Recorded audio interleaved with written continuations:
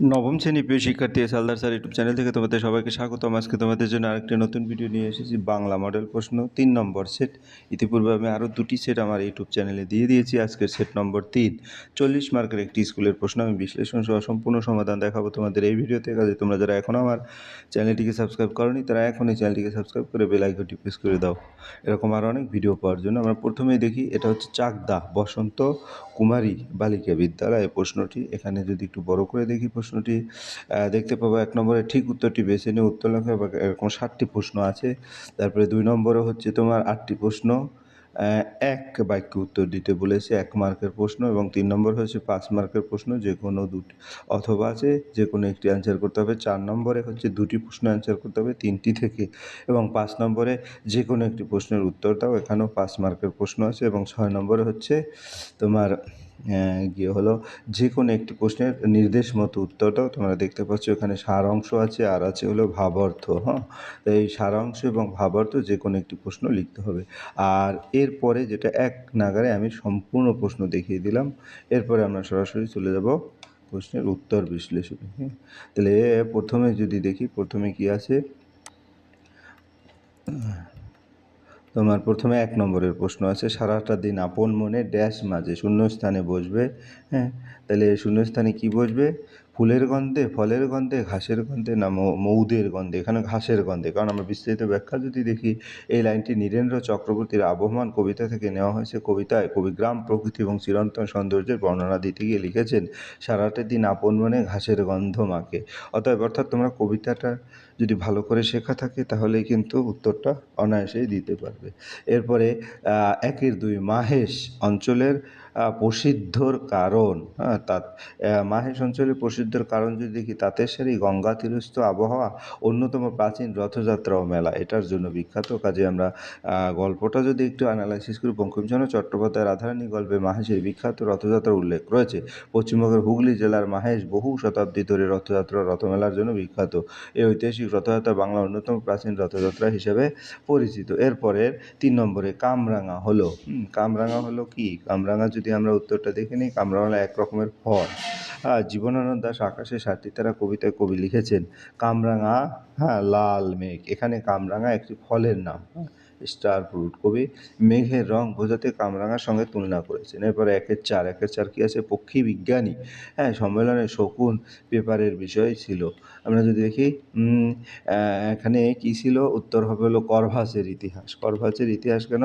শকুন প্রবন্ধে লেখক কাকজাতীয় পাখি করভাস সম্পর্কে আলোচনা করেছেন। পক্ষী বিজ্ঞানী সম্মেলনে উপস্থাপিত প্রবন্ধের বিষয় ছিল করভাসের ইতিহাস। এরপরে আমরা প্রশ্নটি দেখে আসি, প্রশ্নটি 5, কিন্তু চিঠিটা বড়ই শুষ্ক প্রাণহীন। যার চিঠি শুষ্ক প্রাণহীন তিনি হলেন, তিনি হলেন মিস্টার স্টার্ডি। আমরা যদি দেখি, স্বামী বিবেকানন্দ তার চিঠি রচনা লিখেছে স্টাডি, একখানি চিঠি কাল পেয়েছি, কিন্তু চিঠিটা বড়ই শুষ্ক ও প্রাণহীন, এরকম কথা আছে। অর্থাৎ মিস্টার স্টাডির লেখা চিঠি শুষ্ক প্রাণহীন ছিল। এরপরে পরের প্রশ্নটা দেখে আসি, করভাস হলো যে কাক জাতীয় পাখিটির ড্যাশ নাম। শূন্যস্থানে কি বসবে? এটা ল্যাটিন নাম। আমরা যদি দেখি, করভাস হলো কাকজাতীয় পাখির ল্যাটিন বা বৈজ্ঞানিক নাম। জীববিজ্ঞানে প্রাণীদের বৈজ্ঞানিক নাম সাধারণত ল্যাটিন ভাষায় লেখা হয়। এরপরের প্রশ্ন, আলস্য শব্দটি কী ধরনের বিশেষ্য? আলস্য গুণবাচক বিশেষ্য, এটা 1-7। কারণ আমরা যদি আলস্য কোনো ব্যক্তি বা বস্তুর গুণ বা অবস্থা বোঝায়, এটি দৃশ্যমান কোনো বস্তু নয়, বরং এটি মানসিক বৈশিষ্ট্য, তাই এটি গুণবাচক বিশেষ্য। এরপর আমরা চলে যাব 2 নম্বর প্রশ্ন, সম্পূর্ণ বাক্য উত্তর দাও, 1 মার্ক। যা নিয়ে ওই উঠানে তোর দ্বারা বাক্যটি কবিতায় কতবার উল্লেখ আছে? আমরা যদি দেখি, জাগিয়ে ওই উঠানে তোর দ্বারা এই পংক্তিটি 4 বার উল্লেখ করা হয়েছে। বিস্তারিত যদি দেখি, নীরেন্দ্র চক্রবর্তী আহ্বান কবিতায় পংক্তিটি প্রতিস্তবকের শুরুতেই পুনরাবৃত্ত হয়েছে। কবি গ্রামের চিরন্তন সৌন্দর্য আবহাওয়াকে জোরালোভাবে তুলে ধরার জন্য এই পংক্তিটি মোট 4 বার ব্যবহার করেছেন। তারপরে কিশোরীর চাল দেওয়া হাত কেমন ছিল? কিশোরীর চাল দেওয়া হাত ছিল ভিজে ও শীতল। জীবনানন্দ দাশের আকাশে 7টি তারা কবিতায় কবি লিখেছেন কিশোরীর চাল ধোয়া ভিজে হাত, শীতল হাত খানা। অর্থাৎ এই লাইন থেকে আমরা বুঝতে পারি যে কিশোরীর চাল দেওয়া হাত ভিজে এবং শীতল ছিল। এর মাধ্যমে কবি বাংলার গ্রামীণ জীবনের কোমল ও স্নিগ্ধ সৌন্দর্য ফুটিয়ে তুলেছেন। এ কারণে বলি যে কবিতাগুলি ভালো করে জানা থাকলে কিন্তু উত্তরটা অনায়াসে দেওয়া যায়। এবার স্বামী বিবেকানন্দ চিঠির শুরুতে যে সম্বোধন করেছেন তা উল্লেখ করো। স্বামী বিবেকানন্দ চিঠির শুরুতে কল্যাণিয়া মিস নোবেল বলে সম্বোধন করেছেন। আমরা যদি এর বিশ্লেষণ দেখি, স্বামী বিবেকানন্দ তার বিখ্যাত চিঠি রচনায় ভগিনী নিবেদিতা মার্গারেট এলিজাবেথ নোবেলকে অত্যন্ত স্নেহ শ্রদ্ধার সঙ্গে কল্যাণিয়া মিস নোবেল বলে সম্বোধন করেছেন। এরপর পরের প্রশ্ন যদি দেখে, আগন্তুককে রাধারানী নিজের বশ কত জানিয়েছিলেন? রাধারানী আগন্তুককে নিজের বয়স 10-11 বছর বলেছিলেন। আমরা বিস্তারিত যদি দেখি, বঙ্কিমচন্দ্র চট্টোপাধ্যায় রাধারানী গল্পে অন্ধকারে রাধারানীর সঙ্গে এক দয়ালু ভদ্রলোকের দেখা হয়। তিনি রাধারানীর বয়স জানতে চাইলে রাধারানী উত্তর দেয় 10-11 বছর। এরপরের প্রশ্ন হচ্ছে পথ কাকে বলে? এটা একটা ব্যাকরণের প্রশ্ন। বিভক্তিযুক্ত শব্দকে পদ বলে। ব্যাকরণে বাক্যের মধ্যে ব্যবহৃত বিভক্তিযুক্ত শব্দ যা বাক্যে নির্দিষ্ট অর্থ প্রকাশ করে তাকে পদ বলে। উদাহরণ, আমি স্কুলে যাই, এখানে স্কুল একটি পদ। এরপরের প্রশ্ন হচ্ছে বিশেষ্য বিশেষণ।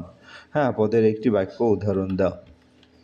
সৎ মানুষ সকলের প্রিয়। আমরা যদি দেখি বিস্তারিত, উপরের বাক্যে সৎ শব্দটি মানুষ বিশেষ্য পদের গুণ প্রকাশ করেছে, তাই সৎ হলো বিশেষের বিশেষণ। আর উদাহরণ হচ্ছে সুন্দর ফুল ফুটেছে, মিষ্টি আম খেতে ভালো লাগে। এরপরের প্রশ্ন হচ্ছে বিমল মিষ্টিগুলো টপাটপ খেয়ে ফেলে দিয়েছে। বাক্য ও বিভক্তি চিহ্নের ক্রিয়া বিশেষণটি উল্লেখ করো। আমরা যদি প্রশ্নটা আবার দেখি, বিমল মিশ্রগুলো টপাটপ খেয়ে ফেলেছে, বাক্যে বিভক্তিযুক্তহীন ক্রিয়া বিশেষণে উল্লেখ করো। তা আমরা যদি দেখি টপাটপ, টপাটপ শব্দটি কীভাবে খেয়েছে তার ধরন বোঝাচ্ছে, তাই এটি ক্রিয়া বিশেষণ। এর সঙ্গে কোনো বিভক্তি চিহ্ন নেই, তাই এটি বিভক্তি চিহ্নহীন ক্রিয়া বিশেষণ। এরপরের প্রশ্ন, নিজেরা ঝগড়া বাঁধিও না, নির্দেশক পদটি কী ধরনের সর্বনাম? এখানে আত্মবাচক সর্বনাম। নিজেরা শব্দটি কর্তারা নিজের দিকে নির্দেশ করেছে, তাই এটা আত্মবাচক সর্বনাম। তো এভাবে আমরা নিজেরা কাজটি করবো। আরও উদাহরণ যদি বলি, তারা নিজেরা সিদ্ধান্ত নিয়েছে। তাহলে এভাবে তোমরা 2 নম্বরের প্রশ্ন দেখে নিলে। এবার 3 নম্বরের প্রশ্ন, নিচের যে কোনো একটি প্রশ্নের উত্তর দাও। এখানে 5 মার্ক। কিন্তু আমার চোখের পরে আমার মুখের পরে চুল, তার ভাষে উদ্ধৃতাংশে কার চুল কথা বলা হয়েছে কবিতায়, তাকে কি বিশেষণে বিষয়িত করেছেন? আমার শব্দটি দুবার ব্যবহার কারণ কি? আমরা যদি উত্তরটা দেখি, এখানে উদ্ধৃতাংশ জীবনানন্দ দাশ রচিত আকাশ সাথীরা কবিতা থেকে নেওয়া আছে। এখানে বাঙালি নীল সন্ধ্যাকে কেশবতী কন্যা রূপে কল্পনা করা হয়েছে। উদ্ধৃতাংশে সেই কেশবতী কন্যার চুলের কথা বলা হয়েছে। কবি এই কন্যাকে বিভিন্ন বিশেষণে বিশেষিত করেছেন, যেমন শান্ত, অনুগত, বাংলা নীল সন্ধ্যা, কেশবতী কন্যা, রূপসী। এরপর কবি কল্পনা করেছেন যে সেই কন্যার ঘন কালো চুল তার চোখ ও মুখের উপর ভেসে বেড়াচ্ছে। এর মাধ্যমে তিনি বাংলার প্রাকৃতিক সৌন্দর্য, স্নিগ্ধতা, মায়াময় পরিবেশকে জীবন্ত করে তুলেছেন। আমার শব্দটি দুবার ব্যবহার করার কারণ হলো কবি নিজের সঙ্গে সেই কেশবতী কন্যার গভীর আত্মিক সম্পর্ক, আন্তরিক অনুভূতি এবং নিবিড় সান্নিধ্যকে বিশেষভাবে প্রকাশ করতে চেয়েছেন। একই সঙ্গে কবির অনুভূতি, গভীরতা, আবেগকে আরও জোরালো করার জন্য আমার শব্দটি পুনরাবৃত্তি করা হয়েছে। এরপরে নম্বর উপযোগী মূল পয়েন্ট যদি বলো, এখান থেকেও তোমরা আবার মিলিয়ে নিতে পারো। এরপরের প্রশ্ন হচ্ছে অথবা, যেটা আবহমান কবিতাটির অর্থ লেখো। আবহমান কবিতার পল্লী গ্রামের যে ছবি ফুটেছে তা নিজের ভাষায় আলোচনা করো।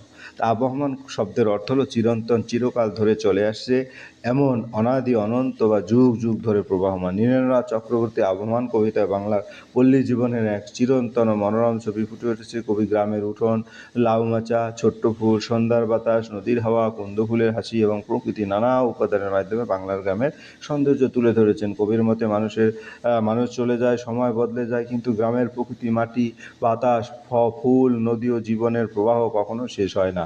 নটে গাছে বড় হয়ে যায়, কিন্তু তার প্রাণশক্তি ফুরিয়ে যায় না। মানুষের ভালোবাসা, স্মৃতি ও জীবনের ধারাবাহিকতাও তেমনি চিরন্তন। এভাবে কবি বাংলার পল্লী জীবনের সরলতা, সৌন্দর্য, চিরন্তনতা এবং প্রকৃতির সঙ্গে মানুষের নম্বর উপযোগী মূল পয়েন্ট যদি বলি, সেটা এভাবে বলতে পারো। এরপরের প্রশ্ন হচ্ছে 4 নম্বরের প্রশ্ন, নিচের যে কোনো একটি প্রশ্ন, কারো সঙ্গে দূর থেকে বন্ধুত্ব করাই ভালো, কার সম্পর্ক লেখক এমন মন্তব্য করছেন, তার এমন মন্তব্যের কারণ বর্ণনা করো। তাহলে আমরা 4-1 যদি প্রশ্নের উত্তর দেখি, উদ্ধৃত অংশটি স্বামী বিবেকানন্দ রচিত চিঠি গদ্যাংশ থেকে নেওয়া হয়েছে। এখানে লেখক মিস হেনরিয়েটা মুলার এর সম্পর্কে মন্তব্য করছেন। মিস মুলার ছিলেন একজন সহৃদয় অমায়িক মহিলা। তিনি ভারতবর্ষের মানুষের জন্য নানা কাজ করতে আগ্রহী ছিলেন, কিন্তু তার স্বভাব ছিল রুক্ষ, অস্থির, অত্যন্ত কর্তৃত্বপরায়ণ। তিনি মনে করতেন যে তিনি জন্মগত নেত্রী এবং অর্থের সাহায্যে সব কাজ করানো সম্ভব। এই অতিরিক্ত আত্মবিশ্বাস, নেতৃত্ব দেওয়ার প্রবণতার কারণে অন্যদের সঙ্গে মিলেমিশে কাজ করা কঠিন হয়ে উঠত। এই কারণে স্বামী বিবেকানন্দ মিস নোবেলকে সতর্ক করে বলেন যে কারো কারো সঙ্গে দূর থেকে বন্ধুত্ব করাই ভালো, কারণ তার সঙ্গে ঘনিষ্ঠভাবে কাজ করলে নানা সমস্যার সৃষ্টি হতে পারে। মূলত এতটুকু উত্তর দেবে, পরে আমি আবার পয়েন্ট আকারে দিয়ে দিয়েছি। এরপর পরের প্রশ্ন রাধারানী গল্প অনুযায়ী রাধারানীর চরিত্রের পরিচয় দাও। আমরা যদি দেখি বঙ্কিমচন্দ্র চট্টোপাধ্যায় রাধারানী গল্পের প্রধান চরিত্র রাধারানী, তিনি এক দরিদ্র কিন্তু অত্যন্ত সৎ, সাহসী, দয়ালু, আত্মসম্মানবোধ সম্পন্ন কিশোরী। রাধারানী বয়স ছিল 10-11 বছর। তার বাবা মারা গিয়েছিলেন মামলার কারণে, তাদের সমস্ত সম্পত্তি নষ্ট হয়ে যায়। অসুস্থ মায়ের পথ্যের ব্যবস্থা করার জন্য রাধারানী নিজের বনফুল কুড়িয়ে মালা গেঁথে রথের মেলায় বিক্রি করতে যায়, কিন্তু প্রবল বৃষ্টির জন্য মালা বিক্রি করতে পারে না। অন্ধকারে এক দয়ালু ভদ্রলোক তার মালা কিনে তাকে সাহায্য করেন। রাধারানী প্রথমে বুঝতে পারেনি যে তিনি টাকা দিয়েছেন, পরে জানতে পেরে সেই টাকা ফিরিয়ে দিতে চেয়েছেন। এতে তার সততা, আত্মসম্মানবোধ প্রকাশ পায়। রাধারানী অত্যন্ত মায়ের কর্তব্যপরায়ণ, পরিশ্রমী, ভদ্র, সরল ও নির্লোভ মেয়ে। দরিদ্রের মধ্যেও সে কখনো অসৎ পথে চলেনি। তার চরিত্রে মানবিকতা, সততা এবং আত্মমর্যাদাবোধের সুন্দর প্রকাশ ঘটেছে। চরিত্রের বৈশিষ্ট্য: সৎ, দরিদ্র কিন্তু আত্মসম্মানী, মায়ের প্রতি কর্তব্যপরায়ণ, পরিশ্রমী, সাহসী, সরল ও নির্লোভ। এরপরের প্রশ্ন হচ্ছে সাহিত্যের প্রাণ ও দেহ উভয় খাঁটি বাঙালি উদ্ধৃত কোথা থেকে নেওয়া হয়েছে? লেখক এখানে কোন সাহিত্যের কথা বোঝাতে চেয়েছেন? সে সাহিত্যের বর্ণনা লেখক তুলে ধরেছেন তার নিজের ভাষায় লেখো। তাহলে আমরা যদি উদ্ধৃত শহীদ মুজতবা আলী রচিত নবনব সৃষ্টি প্রবন্ধ থেকে নেওয়া হয়েছে। এখানে লেখক বাঙালি পদাবলী কীর্তন সাহিত্যের কথা বলেছেন। লেখকের মতে বাঙালির সর্বশ্রেষ্ঠ সাহিত্য সৃষ্টি হল পদাবলী কীর্তন। এ সাহিত্যের প্রাণ ও দেহ সম্পূর্ণ বাঙালির জীবন, সংস্কৃতি, অনুভূতির সঙ্গে যুক্ত। এখানে মহাভারতের শ্রীকৃষ্ণ বাঙালির কানু রূপে এবং শ্রীরাধা একেবারে খাঁটি বাঙালি মেয়ে হিসেবে চিত্রিত হয়েছে। লেখক আরও বলেছেন, পদাবলীর বাধা, ভাটিয়ালির নায়িকা, বাউলের ভক্ত, মুর্শিদি গানের আশিক, সব চরিত্রে একই বাঙালি মন ও সংস্কৃতির প্রকাশ ঘটেছে। এই সাহিত্যে বিদেশি প্রভাবমুক্ত এবং বাংলার মাটি, মানুষ ও সংস্কৃতির সঙ্গে গভীরভাবে যুক্ত। তাই লেখক বলছেন সাহিত্যের প্রাণ এবং দেহ উভয় খাঁটি বাঙালি। এরপর গুরুত্বপূর্ণ পয়েন্ট হচ্ছে প্রশ্ন ধরে ধরে, তোমার মূলত এইখানেই উত্তর এতটুকু দিলেই হয়ে যাবে। এরপর আমরা চলে যাবো 5 নম্বরের প্রশ্ন। নিচের যে কোনো একটি প্রশ্নের উত্তর দাও। একটি চিলিয়ান জাদুকর আস্তে আস্তে তামাশা দেখাবেন বক্তাকে। চিলিয়ান জাদুকরের নাম কি? এটা করভাচের প্রশ্ন আর কি। জাদুকর ব্যক্তিত্বের চেহারা ও পোশাক পরিচয় সম্পর্কে যা জানো লেখো। তাই উদ্ধৃত অংশটি সত্যজিৎ রায় রচিত করভাস গল্প থেকে নেওয়া হয়েছে। বক্তা হলেন জাদুকর সঙ্গী গ্রেনফেল। চিলিয়ান জাদুকরের নাম আর্গাস। আর্গাস ছিলেন এক অদ্ভুত ও রহস্যময় জাদুকর। তার চেহারা, পোশাক, জাদুর কৌশল সকলের দৃষ্টি আকর্ষণ করত। জাদুকরের চেহারা: তার গায়ের চামড়া ছিল কুচকানো এবং কালচে রঙের। তারপরে নাক ছিল টিকালো, চোখ দুটি ছোট হলেও অত্যন্ত উজ্জ্বল ও তীক্ষ্ণ। মুখে ছিল রহস্যময় ভাব যা তাকে অন্যদের থেকে আলাদা করে তুলছে। জাদুকরের পোশাক পরিচ্ছদ: তার পরনে ছিল বুক পর্যন্ত লম্বা একটি ঢিলেঢালা কলারওয়ালা কোট। তার কোটটিতে অনেক ছোট বড় পকেট ছিল। জামার হাত ছিল খুব চওড়া। তার অদ্ভুত পোশাক উপস্থিতি দর্শকদের বিস্মিত করে। জাদুকরের বিশেষ বৈশিষ্ট্য: আর্গাস তার জাদুর খেলায় বিভিন্ন ধরনের পাখি, বিশেষ করে কাকজাতীয় পাখি করভাস ব্যবহার করতেন। তার অভিনব কৌশল, অদ্ভুত পোশাক ও রহস্যময় ব্যক্তিত্বের জন্য তিনি সকলের কাছে বিখ্যাত ছিলেন। উপসংহারে যদি বলি, চিলিয়ান জাদুকর আর্গাস ছিলেন একজন অসাধারণ জাদুশিল্প। তার অদ্ভুত চেহারা, অভিনব পোশাক এবং পাখিকে কেন্দ্র করে জাদু দেখানোর অনন্য দক্ষতা তাকে অন্য জাদুকর থেকে আলাদা করেছে। এরপরের প্রশ্নটা আমরা একটু দেখে আসি। এরপরের প্রশ্ন হচ্ছে তোমার, একটি বাবুয়ের বাসা হাতে নিয়ে নেড়ে চেড়ে দেখলে স্তম্ভিত হতে হয় কেন? ম্যালিফাউল গ্রিপ পাখির বিশেষত্ব নিজের ভাষায় সংক্ষেপে লেখো। আমরা যদি বলি, একটি বাবুই পাখির বাসা নেড়ে চেড়ে দেখলে মানুষ স্তম্ভিত হয়ে যায়, কারণ এটি ছোট একটি পাখি নিজের ঠোঁটের সাইজে খড়, ঘাস ও তন্তু বুনে অত্যন্ত নিখুঁত, সুন্দর, মজবুত ও জটিল স্থাপত্য শৈলীর বাসা তৈরি করে। মানুষের পক্ষে এমন সূক্ষ্ম কারুকার্য করা কঠিন। তাই বাবুয়ের বাসা প্রকৃতির এক বিস্ময়কর সৃষ্টি হিসাবে বিবেচিত। ম্যালিফাউল পাখির বিশেষত্ব: ম্যালিফাউল একটি অস্ট্রেলীয় পাখি। এর বিশেষ বৈশিষ্ট্য হলো এরা নিজে ডিমে তা দেয় না। মাটি, বালি এবং পচা পাতা দিয়ে একটি বড় টিভি তৈরি করে। পচা পাতার উৎপন্ন প্রাকৃতিক তাপে ডিম ফোটে, ছানারা নিজেরাই টিভি খুঁড়ে বাইরে বেরিয়ে আসে। গ্রিপ পাখির বিশেষত: গ্রিপ একটি জলজ ডুবুরি পাখি। এর কয়েকটি অদ্ভুত বৈশিষ্ট্য হলো এরা নিজেদের পালক ছিঁড়ে নিজেরাই খায় এবং ছানাদেরও খাওয়ায়। বিপদের সময় শরীরের ভিতরের বাতাস বের করে গলা পর্যন্ত জলে ডুবে আত্মগোপন করে। এরা অত্যন্ত দক্ষ সাঁতারু এবং ডুবুরি। উপসংহার যদি বলি, বাবু, মেলি, ফাউল, গ্রিব এই তিনটি পাখির জীবনযাপন এবং বাসা তৈরির কৌশল সম্পূর্ণ ভিন্ন। বাবুইয়ের নিখুঁত বাসা, মেলি ফাউলের প্রাকৃতিক তাপে ডিম ফোটানোর ব্যবস্থা এবং গ্রিবের আত্মরক্ষার অভিনব পদ্ধতি প্রকৃতির বিস্ময়কর বৈচিত্র্যের পরিচয় দেয়। এরপর আমরা দেখব 6 নম্বরের প্রশ্ন। যে কোনো একটি প্রশ্ন তোমাদের এরকম সার অংশ আসতে পারে, ভাব অর্থ আসতে পারে। সারাংশ মূলত একটা কবিতা দেওয়া থাকবে, তার সারসংক্ষেপ আর ভাব অর্থ হচ্ছে একটা প্রবন্ধ টাইপের ছোট একটা গল্পের মতো দেওয়া থাকবে, সেখান থেকে উত্তর দিতে হবে। তা আমরা প্রথমে সারাংশ দেখি। যে নদী হারায় চলিতে না পারে, সহস্র শৈবাল, এটা দেওয়া আছে। দাম বাদে আসিতারে, যে জাতি জীবন হারা অচল আশার, পদে পদে বাধা তারে জীর্ণ লোকাচল। সর্বজন সর্বক্ষণ চলে যেই পথে, তৃণগুল্ম সে থা নাহি জন্মে কোনো মতে। যে জাতি চলে না প্রভু, তারই পথে পড়ে তন্ত্র মন্ত্র, সহিংসতায় চরণ না সরে। এখানে যদি সারাংশ বলি, যে নদীর স্রোত থেমে যায় সেখানে শৈবাল জন্মে নদীকে আরও স্থবির করে তোলে। তেমনি যে জাতি কর্মহীন, নিষ্ঠুর, প্রাণশক্তিহীন হয়ে পড়ে, তারা পুরানো অচল রীতিনীতি ও কুসংস্কারের বন্ধনে আবদ্ধ হয়। যে পথে সবাই অন্ধভাবে চলে, সেখানে নতুন কিছু সৃষ্টি বা বিকাশের সুযোগ থাকে না। কোনো জাতি যদি কেবল পুরানো তন্ত্র মন্ত্র, শাস্ত্র এবং প্রথাকে আঁকড়ে ধরে এবং নতুন চিন্তা ও কর্মের পথে অগ্রসর না হয়, তবে সেই জাতির উন্নতি অসম্ভব। তাই জাতীয় অগ্রগতির জন্য পুরানো কুসংস্কার ত্যাগ করে নতুন চিন্তা, কর্ম, প্রগতির পথে এগিয়ে যেতে হবে। মূল ভাব যদি বলি, স্থবিরতা জাতির উন্নতির পথে বাধা। কুসংস্কার, জীর্ণ প্রথা পরিত্যাগ করে নতুন চিন্তা ও কর্মের মাধ্যমে জাতির প্রকৃত অগ্রগতি সম্ভব। এরপরের যে গল্প, সেই গল্প হচ্ছে যে এরপরে ভাব অর্থ। এই গদ্যাংশে লেখক বোঝাতে চেয়েছেন যে মানুষের প্রকৃত শত্রু কোনো ব্যক্তি বা বাহ্যিক শক্তি নয়, বরং অজ্ঞতা, ভয়, কুসংস্কার এবং অভাবই মানুষের সবচেয়ে বড় শত্রু। এই অজ্ঞতায় মানুষের মনে ভয় সৃষ্টি করে এবং তাকে সত্যকে বুঝতে বাধা দেয়। ফলে মানুষের প্রকৃত সমস্যার পরিবর্তে বাহ্যিক বিষয় নিয়ে অযথা সময় নষ্ট করে। এখানে ভূত বলতে অজ্ঞতা, কুসংস্কার প্রতীক বোঝানো হয়েছে এবং তেলা বলতে বাহ্যিক বা ছোটোখাটো সমস্যাকে বোঝানো হয়েছে। তেলাপোকা যেমন অসংখ্য, তেমনি জীবনেও ছোট সমস্যা অনেক থাকবে, কিন্তু যদি অজ্ঞতা ও কুসংস্কার দূর করা যায়, তাহলে সেই ছোট সমস্যাগুলো সহজে নিয়ন্ত্রণ করা সম্ভব।